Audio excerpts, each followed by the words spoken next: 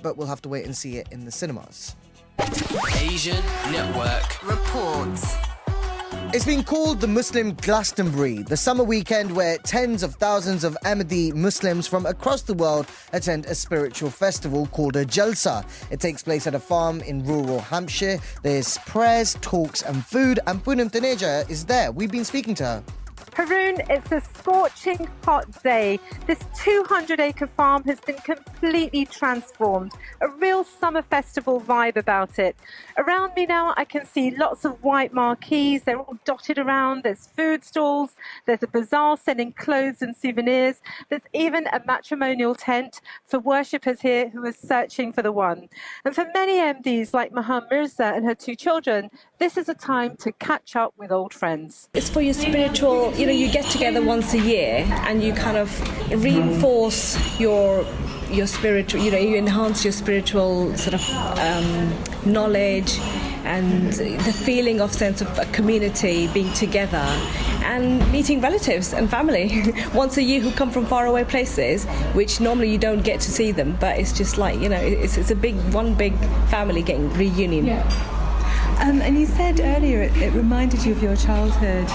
Yes. So before the annual Jalsa, we call it, used to happen in Rabwa, because I used to live in Pakistan. So every country have their own annual Jalsa, and so we used to have it there. And then as a child, I remember going to my grandmother's. She used to live. We've got a hub, the main sort of. It's called a Markaz, so that's the main sort of area where it is, and that was Rabwa. And we used to travel there. I used to live in Islamabad. We used to travel there in December. So there, the time was December every year. So like here, we have it in summer holidays. There, December was holidays. So we used to, in December, it was like a time of excitement. Are we going to go to Jalsa this year? We're going to get ready, pack up and everything and travel. And people used to come from Lahore, Karachi, all the different relatives coming from different areas. And I remember going to my grandmother's house and living, for 3 days. It's 3 days. And, packing up and meeting up with cousins, and then we're going off to listen to the speeches. And when you're little, the speeches are too long for you.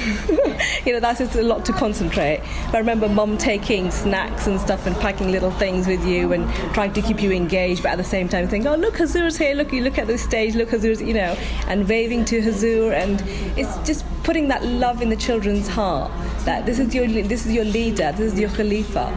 And, just the closeness to him is, it's very important for us. This event takes months to plan. There are 7,000 volunteers who've taken time out from their day jobs, working in the kitchens. About 300,000 meals are going to be served, organising transport and, of course, security. You mentioned security. How important is that? Haroon, it's pretty important. There is airport-style security here, scanners, the works.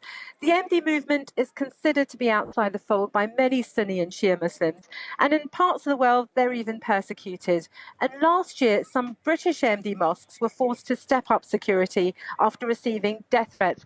And people are quite mindful of that here, even though there is this incredibly party atmosphere. Tell me what's planned for the rest of the day then, Poonam. Friday prayers are about to start, and they'll be led by the spiritual leader of the MD sect, Hazrat Mirza Masroor Ahmed, who's known as a caliph. And there'll be a flag ceremony where the MD flag and the Union Jack will be raised side by side, and that's a symbol of being both British and Muslim. And throughout the 3 days, there's going to be some talks on some heavy stuff, things like the international refugee crisis, extremism, and even Brexit. Asian Network reports. Very quickly, we're going to go back to Edgbaston because in the last few minutes there's been 2 wickets. Ankur, what's happened? 2 wickets and an over for Ishant Sharma. India are all over England as they are capitulating here on day 3, and the players are just walking off for lunch. Ben Stokes has gone for 6, Johnny Bairstow before him for 28, and Ishant Sharma has had both men caught in the slips, and it is a sensational performance.